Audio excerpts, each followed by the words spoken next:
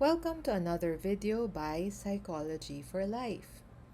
Today we're going to talk about ancient psychological thought. Psychology developed as a formal academic and professional discipline in the late 19th century, but a deep interest in the psychological topics developed long before that time. Though our methods and tools of inquiry have expanded, we'll find surprising continuities across time with respect to questions about psychology. The story of psychology is told in ancient manuscripts and documents such as the Vedas of the Hindus, the Talmud of the Hebrews, the Avesta of the Zoroastrians, and early Greek epic narratives and poems such as the Iliad. Ancient writings are rich in speculative as well as practical psychology. Because early cultures existed in physical and intellectual isolation, their psychology doesn't always appear as coherent or linear as in later periods. Even if it seems disjointed at times, it is important to explore the story of ancient psychology. Early psychological thought in China was tied to a larger worldview organized around the number five. The Chinese believed in five basic elements of wood, fire, metal, earth, and water. In early work on sensation, they explored the powers of five basic organs, including the ear, the eye, the nose, the mouth, and the body. They believed the sense organs corresponded with sensations of hearing, vision, smell, taste, and touch. Ancient Asian scholars also organized colors, smells, sounds, tastes, and tissues around the number five. For example, they identified the five tastes as sweet, sour, salt, bitter, and acid. Basic colors were thought to consist of green, red, yellow, black, and white. Basic smells were identified as burning, fragrant, goatish, rank, and rotten. Later developments included attempts to identify the five basic emotions, parts of the body, and virtues. Based on one early classification, the basic emotions were designated as anger, joy, desire, sorrow, and fear. The number five also guided an analysis of human relationships. The brilliant thinker Confucius proposed that different types of human relations include ruler and minister, father and son, elder brother and younger brother, husband and wife, and one friend and another. The five, in this case, illustrate the paternal emphasis on Chinese culture. Confucius was interested in the moral life and harmony among people. Although a great humanist, his teachings were counterproductive for the development of some sciences. For example, his belief that the body is sacred discouraged the practice of dissection for centuries. One of the greatest Chinese philosophers, Sun Tzu, is sometimes compared with the Greek philosopher Aristotle. Like Aristotle, Sun Tzu was a naturalist who emphasized the regularity and orderliness of nature. He argued for rational and empirical methods and opposed superstition. For Sun Tzu, we cannot count on divine intervention because nature goes its own way. Given his thinking, it makes no sense to pray for rain because natural phenomena cannot be controlled. Sun Tzu was a strong advocate of learning and self advancement. He believed basic human nature is evil, but we can attain goodness through education. The concepts of yin and yang dominated ancient Chinese philosophy and psychology. At first, yin and yang were viewed as antagonistic cosmic forces, but later thinkers recognized them as both opposite and complementary.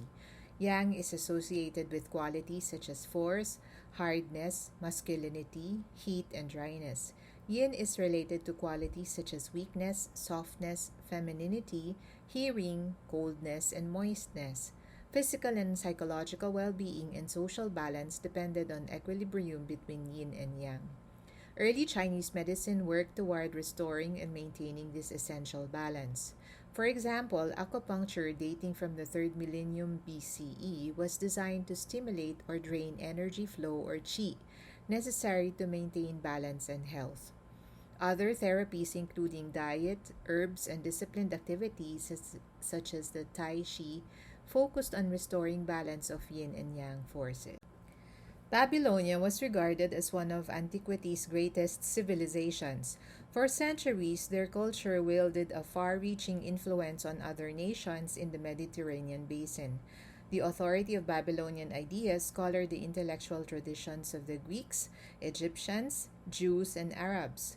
Close to the old riverbeds of the Tigris and Euphrates, the ruins of Babylon are situated about 60 miles south of the present city of Baghdad. The Babylonians studied mathematics, geography, astronomy, law, medicine, and language. Writing was an important art among their elite and skilled citizens. During the last century, scholars deciphered many of their cuneiform writings on clay tablets, including two famous Babylonian works, the Epic of Gilgamesh and the Code of Hammurabi. Thousands of major and minor gods populated their belief systems.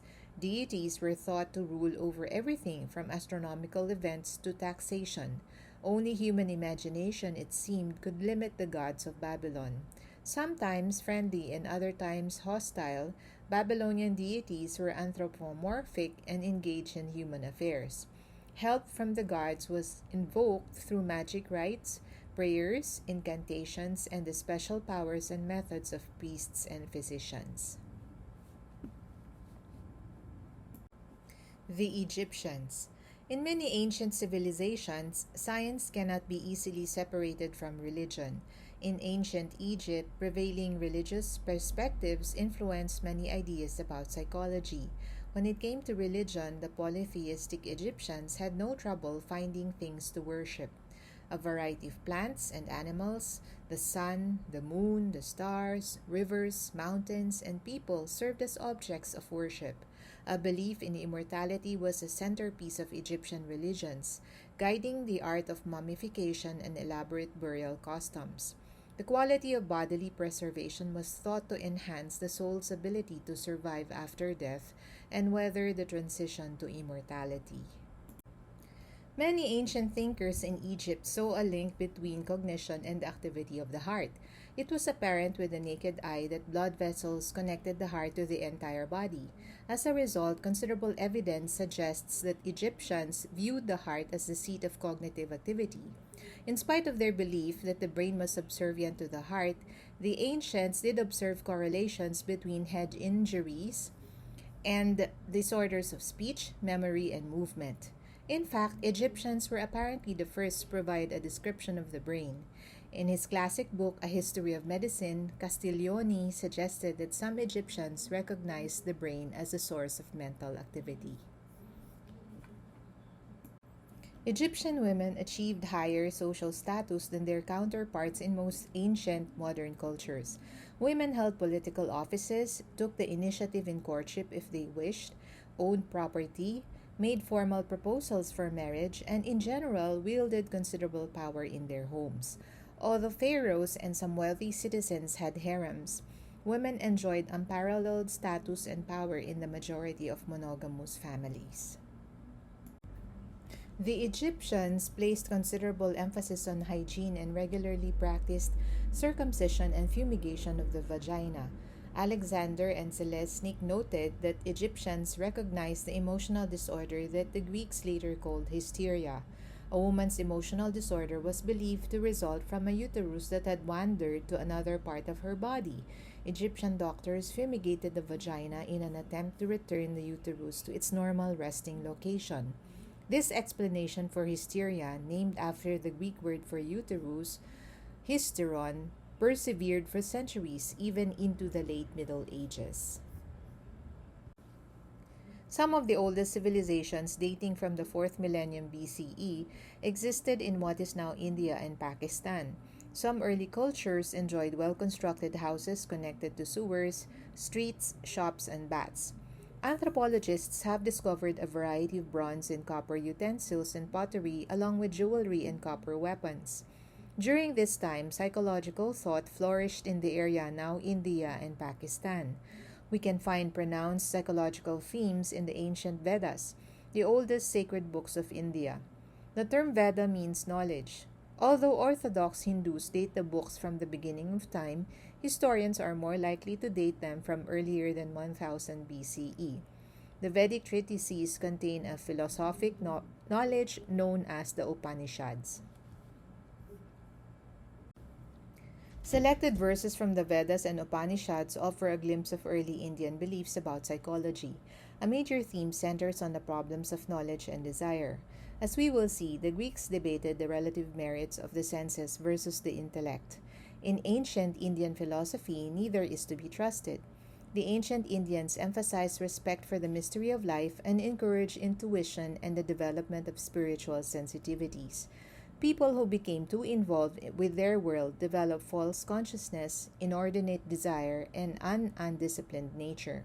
They advocated austerity, self denial, and cleansing of excessive desires of the senses through fasting and meditation. Indians believed that diseases resulted from devils, filth, or imbalance of humors. Excessive emotional expression could produce mental disorders. The Indians used charms, incantations, meditation, and exorcism to combat disease. They emphasized personal hygiene and following the teachings of Siddhartha Gautama, the Buddha or Enlightened One. They engage in psychotherapeutic yoga and meditation exercises designed to induce a quiet spirit and resignation. Knowledge of yoga was slow to come to the Western psychology, although one finds early discussion of yoga not as a practice, but as a religion in the work of Liuba in 1925. The Hebrews. Jewish philosophy and psychology developed in the context of radical monotheism. Their belief in a single God contrasted with the polytheisms of the Babylonians, Egyptians, and Greeks.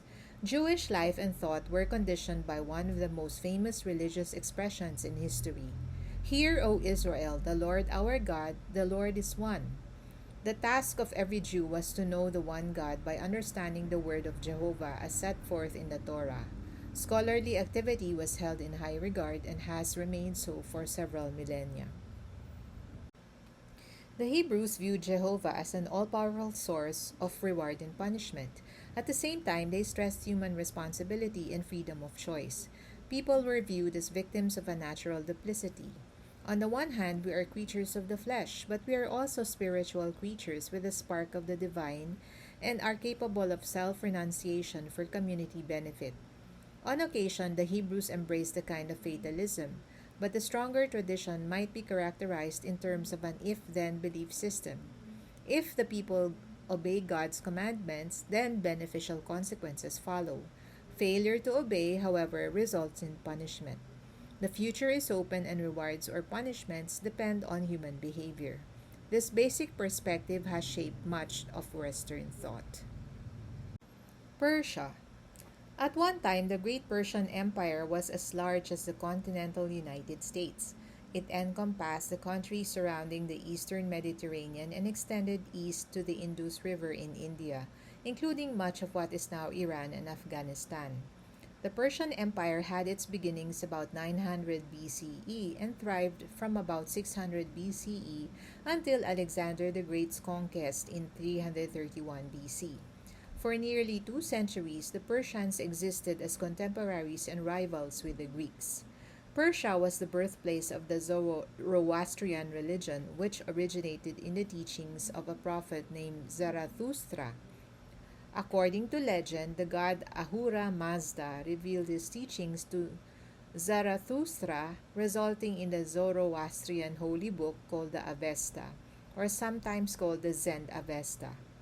This work includes rules for medical practice and divides physicians into three groups, including those who used holy words to treat people. The Avesta also describes the use of a stimulant to induce euphoria as a treatment for depression, which Zargaran et al. Describe as early psychiatry. Although Zarathustra thought that there is one God, his followers saw the world in terms of a struggle between Ahura Mazda and Angro-Mainyus, the prince of devils. Persian culture drew considerable influence from this theological dualism. Diseases and emotional disorders were viewed as the work of the devil, giving rise to predictable treatments involving exorcism, incantations, and magical and religious rites. Humans were viewed as the testing ground for the forces of good and evil. According to Zarathustra, People have free will, giving them the liberty to follow Ahura Mazda or Angro Mainyus. The Greeks. Greece represents one of the great creative periods in human history. Although early Mediterranean cultures had a profound impact, we can trace many intellectual Western traditions to the Greeks. The earliest Greeks evidently occupied the Isle of Crete and other smaller islands off the coast of the mainland as early as 3000 BCE. As with other cultures, the distinction between legend and history is blurred. For centuries, the legendary figure of Agamemnon and the city of Troy were thought to exist only in Homer's epic tales. That view was shattered when treasure hunter and amateur archaeologist Heinrich Schliemann made the greatest archaeological discovery of the 19th century. At the age of 8, Schliemann had claimed that one day he would excavate Troy.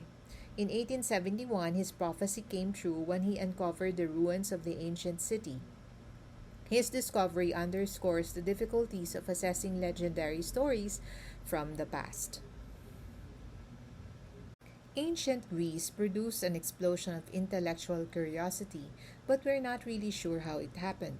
From a geographical standpoint, it was neither the best nor the worst of locations to support civilization. Whereas only about a quarter of the rocky peninsula was fit for growing crops, fishing and hunting provided food and forests supplied fuel. As in other parts of the ancient world, the institution of slavery provided leisure time for the elite classes. For a variety of reasons, the Greeks produced remarkable accomplishments in science, literature, philosophy, political theory, and the arts. In addition, the earliest hints of naturalistic psychology are found in the Greek mind. The cosmologists. The earliest Greek philosophers were interested in the nature of the universe or cosmology and the origin of the universe, cosmogony. In addition to introducing concepts such as evolution and atomic theory, Greek cosmologists speculated about many topics that address psychology. Ancient Greek thinkers explored another issue in epistemology that centered on the status of truth. The question here asks: is truth relative, or are there independent and enduring truths that reason can discern? The Golden Age of Greece. As the work of early cosmologists and physicians diminished, a more comprehensive philosophy emerged in the work of Plato and Aristotle. The range of their interests covered topics in the physical and biological sciences, psychology, political science, and sociology, along with traditional philosophical issues such as logic, metaphysics, and ethics. Socrates. The pivotal work of Socrates is like a saber slashing through the history of philosophy, dividing all Greek thinkers before him as pre Socratic philosophers and all those who followed as post Socratics. Despite his remarkable fame, little is known about the man himself. At various times, this brilliant but polarizing figure has been described as a saint and a martyr, as well as grotesque, degenerate, independent, ugly, courageous, dignified, and deranged. What is known about the historical Socrates comes from differing sources that often contradict each other. His best known student, Plato, provides the most reliable source of information, although his philosophy might influence the portrait of his mentor. Unlike most philosophers of his time, many of Plato's writings have survived to the present day. Plato typically presented his ideas in the literary form of the dialogue, often set on the streets of Athens or at a gathering of friends. Participants in the dialogue argued the various facets of concepts such as justice or virtue. Some dialogues turned into monologues as one participant held forth on a topic for a lengthy period. The collected works of Plato include a few letters as well as the numerous dialogues, including well known works such as the Apology, the Crito, the Laws, the Meno, the Phaedo, the Republic, the Sophist, the Symposium, the Theaetetus, and the Timaeus. In addition to his recognition as a Western philosopher and teacher, Plato is regarded as a significant literary figure. Aristotle. This brilliant philosopher was born in Stagirus in 384 BCE. After his physician father died when Aristotle was a small boy, he lived under the care of a guardian. At age 17, he joined Plato's academy in Athens, where he remained until age 37. Following Plato's death in 347 BCE, Aristotle left the academy and resided for brief periods in Atarneus in Asia Minor and in Mytilene, located on the island of Lesbos in the eastern Aegean Sea. At the invitation of Philip of Macedonia, Aristotle tutored a young prince named Alexander III, later to gain infamy as the conqueror Alexander the Great. Following a 5-year period as Alexander's mentor, Aristotle returned to Athens and founded a school known as the Lyceum. The name honors a wolf deity known as Apollo Lycaeus, the god of shepherds. As the former teacher of a prince, Aristotle enjoyed many benefits and opportunities, including political protection and an abundance of supplies. During his most productive years, he established a library and scientific laboratories at the Lyceum. This prolific period inspired many of his 400 books, most rather modest in length. Aristotle taught at the Lyceum for 13 years, but was forced to leave Athens when the political climate turned volatile. Following Alexander the Great's death in 323 BCE, the pro Macedonian party was overthrown and replaced by a party that expressed hostility to Macedonia. Because Aristotle had once tutored Alexander, the Athenians viewed him as pro Macedonian. In order to escape persecution and the possible fate of his intellectual grandfather Socrates, Aristotle fled Athens and took up residence in Chalcis. He died shortly thereafter in 322 BCE at 63 years of age. Unlike his teacher Plato, Aristotle was much more a creature of this world. As such, he focused attention on the immediate world more than any abstract world of forms. Although sympathetic to select features of Platonic rationalism, he was an unapologetic empiricist.